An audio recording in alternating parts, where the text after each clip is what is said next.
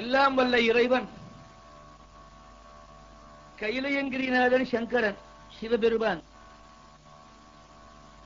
ஆன்மீகத்தை உலகத்திற்கு போதிக்க வேண்டி ஆலமரத்தின் அடியிலே தென்திசை நோக்கி அமர்ந்து தட்சிணாமூர்த்தி என்று பெயர் பெற்று கேள்வியிலே வல்லவர்களான நால்வர்கள் சனகாதி முனிவர்களுக்கு அருள் புரிந்த நிலையை பார்த்த மகான்கள் எல்லாம் இறைவனை வேண்ட, ஐயனே, தேவரீர் திருவுளம் பூண்டு இங்கு ஆலமரத்தின் அடியில் தட்சிணாமூர்த்தியாக எழுந்தருளி இருந்து வல்லவர்கள் நால்வருக்கும் வாக்கு இறந்த பூரணமாய் மறைக்கும் அப்பாலாய் அல்லதுமாய் எல்லாமாய் அல்லதுமாய்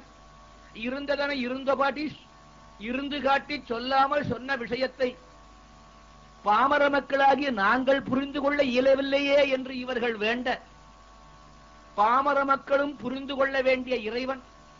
மீண்டும் கலியுகிலே யான் குருவாக திருவவதாரம் எடுப்பேன் என்று கூற,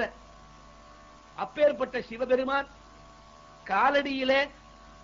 ஆரியாம்பாளுக்கும் சிவகுருவுக்கும் குமாரனாக பிறக்கிறார். சங்கரனுடைய அருளினாலே பிறந்த குழந்தையாதலால் குழந்தைக்கு சங்கரன் என்றே பெயரிடுகிறார்கள்.